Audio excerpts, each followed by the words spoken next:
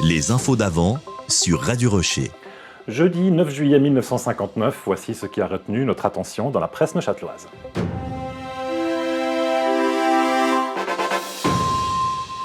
Bonjour, il souffle comme un air de grandes vacances sur les écoles neuchâteloises. Demain après-midi, des centaines d'écoliers de la ville de Neuchâtel célébreront la fête de la jeunesse au Mail. Les festivités ont repris leur quartier sur la colline après 15 ans de vagabondage. Aujourd'hui, le Mail a retrouvé son charme de jadis puisque les 25 baraques qui abritaient des réfugiés ainsi que le vieux cimetière ont disparu. La vaste et agreste place accueillera des baraques foraines, des carousels, des marchands ambulants et même une piste de danse. Au port de Neuchâtel, la société de navigation des lacs de Neuchâtel et Morat annonce un bilan des plus positifs pour l'année écoulée. La compagnie a transporté 208 359 personnes, alors que le nombre de voyageurs n'était que de 197 310 en 1957. La compagnie peut maintenant envisager l'achat de 2 nouvelles unités en toute sérénité. La commande des 2 bateaux a d'ailleurs été passée la semaine dernière. Et toujours dans le domaine des transports, un tram de la ligne numéro 3 a déraillé hier soir au bas de la rue des Terreaux. L'accident est dû à une erreur de manœuvre. Des employés des TN ont rapidement remis la lourde machine sur les rails. La seule conséquence de cet accident, un retard de 10 minutes sur la course.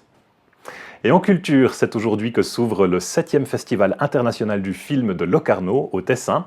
Si la manifestation ne peut pas encore rivaliser avec les grands événements internationaux comme le Festival de Cannes ou la Mostra de Venise, sa programmation audacieuse d'un cinéma précurseur et non conformiste mérite qu'on s'y intéresse.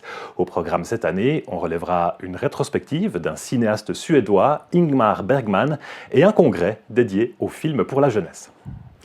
Et avant de terminer ce journal, on ouvre une page sportive. Le Redfish accueillait hier soir les nageurs de Bâle et Berne pour une rencontre de natation qui s'est soldée par plusieurs nouveaux records. Ainsi, le Neuchâtelois Yves Plié a établi un nouveau record roman de 100 mètres d'eau fin en 1 minute et 13 secondes. En water-polo, le Redfish était opposé au SK Bâle. La victoire est revenue aux Neuchâtelois par 9 buts à 5. La météo avec la boutique de corsets Gallopini et leur merveilleux soutien-gorge Lastina sans bretelles et pour seulement 12,80 francs, disponible uniquement à la boutique Gallopini, rue des Chavannes 3 à Neuchâtel.